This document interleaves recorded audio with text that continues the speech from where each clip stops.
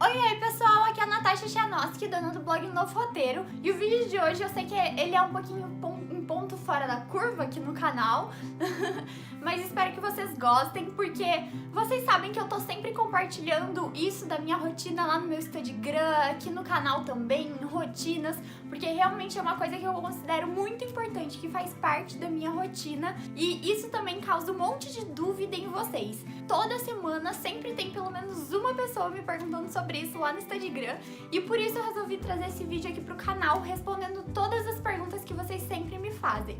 Eu entendo até isso como um propósito meu aqui no YouTube, então eu espero realmente conseguir ajudar vocês, e eu vou explicar mais ou menos agora como que vai ser o vídeo. Eu fiz aquela caixinha de perguntas lá no Instagram pra vocês me mandarem sobre isso, aí eu estruturei as perguntas em uma linha lógica que eu pudesse explicar como que eu faço tudo e esclarecer tudinho aqui pra vocês.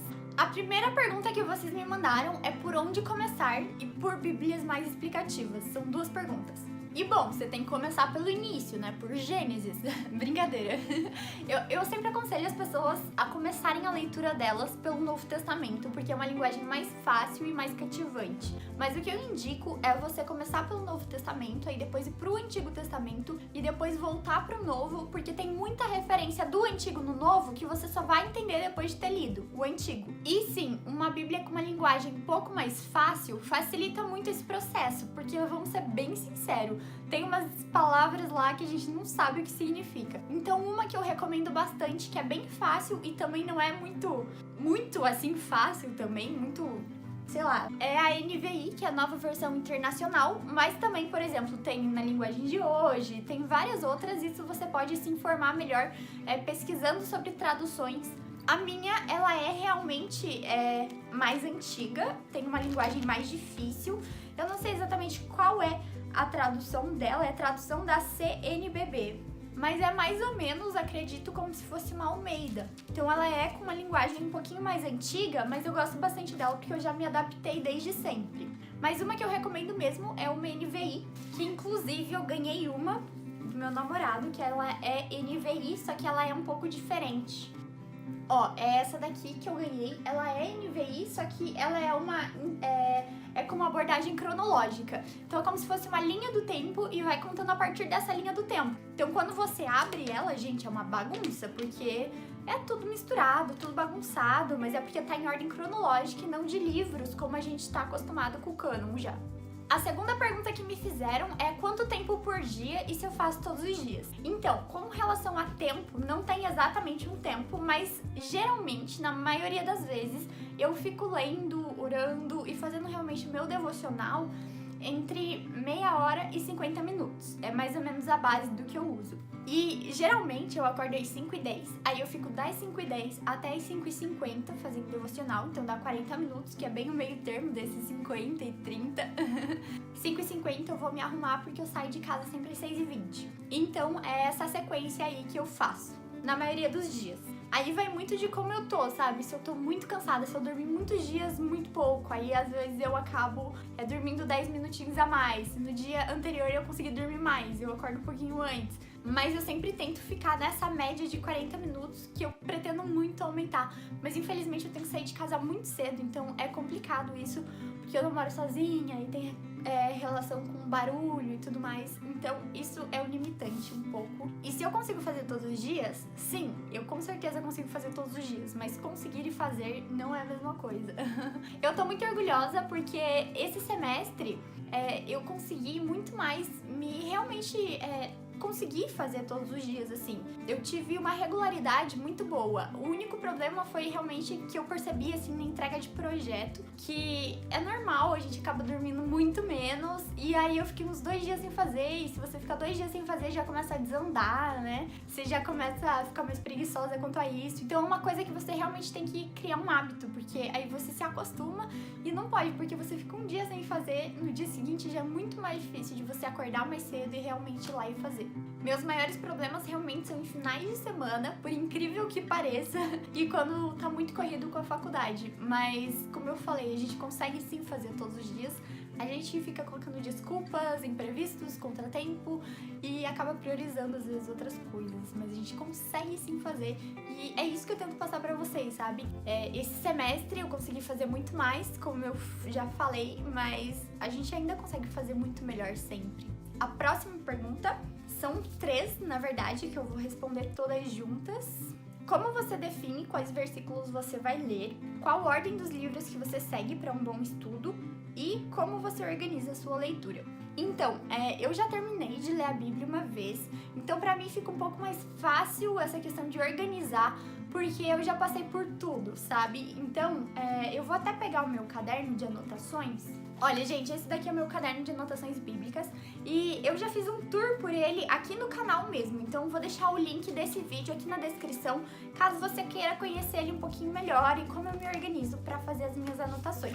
E eu vou explicar como é que eu fiz antes. Eu fiz mais ou menos como eu falei pra vocês, que eu li todo o Novo Testamento, claro que intercalando os evangelhos, porque os evangelhos, se você ler um em seguida do outro, fica meio repetitivo. Aí depois que eu terminei o Novo Testamento, menos Apocalipse, que eu deixei por último, eu fui pro Antigo Testamento, li o Antigo Testamento na sequência mesmo. Só uma hora ali nos primeiros, que chega uma hora que é meio maçante, gente, sério. Quem já leu sabe disso. E aí eu fui um pouquinho pra Salmos, pros livros mais assim, pra depois eu voltar pra lá e pegar de novo o embalo e terminar. Mas foi mais ou menos isso que eu fiz pra terminar. E agora eu tô relendo alguns do Novo Testamento, porque eu fiquei muito tempo no Antigo Testamento, né, pra terminar realmente tudo, e agora eu tô relendo alguns dos novos. E eu tô estudando junto, eu não tô só lendo. E aconteceu que assim, em algum momento eu fiquei com vontade de reler Colossenses. Então, eu acabei decidindo reler Colossenses. E por conta de Colossenses, ele tem uma ligação forte com Efésios e alguns outros, que são realmente cartas paulinas. E aí eu acabei começando a ler eles de novo, assim. Então, é basicamente isso, mas agora eu já tô sentindo necessidade, por exemplo, eu li Colossenses, aí eu li Filipenses, Efésios, Gálatas e Coríntios. Agora eu tô lendo Coríntios. Agora eu já tô sentindo a necessidade de reler algum evangelho. Inclusive, meu namorado me deu esse daqui, que é um comentário do Spurgeon sobre o Evangelho segundo Mateus, que é o Evangelho de Mateus. Então, eu tô pretendendo, depois que eu terminar 1 Coríntios e 2 Coríntios, porque eu não vou conseguir não ler o segundo daí, né? E aí eu pretendo voltar pro Evangelho e depois ler Atos, porque por eu estar lendo as cartas de Paulo, quando eu tô estudando e vendo quando que ele escreveu, eu percebo que eu não lembro mais da contextualização histórica dos lugares, qual foi a ordem que as coisas aconteceram. Então eu tô sentindo essa necessidade, sozinha mesmo, de entender melhor essa parte histórica. Então foi assim que eu decidi que depois de terminar de ler esses livros que eu decidi ler agora, eu vou pra Evangelho e depois pra Atos. Então é basicamente isso. Mas uma dica que eu quero dar pra vocês é que vocês leiam um livro do início ao fim, sabe? Não fica lendo um versículo cada dia, porque é muito bom. Às vezes você pega um versículo separado e ele fica totalmente fora de contexto.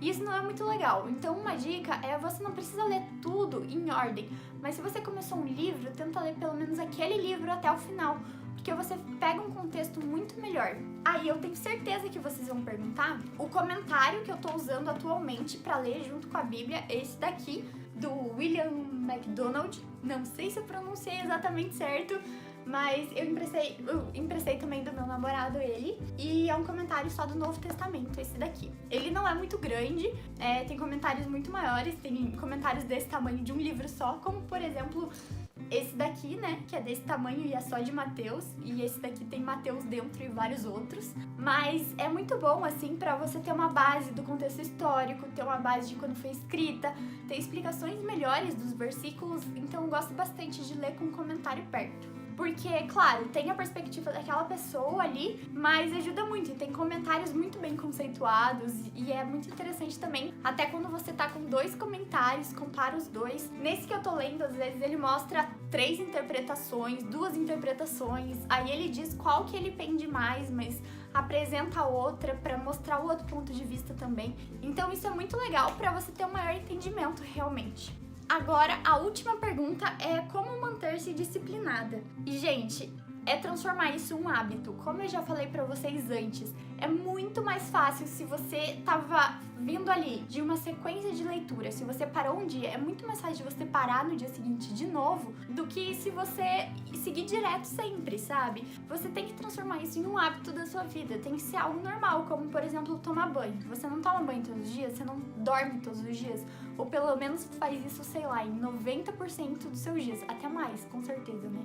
98% dos seus dias, você não faz isso. Então, é isso que você tem que fazer, simplesmente tornar isso um hábito e uma prioridade na sua vida. É tudo questão de prioridade. Inclusive, quem me acompanha sabe que eu sempre gosto de fazer isso pela manhã. Eu até já comentei os horários aqui com vocês.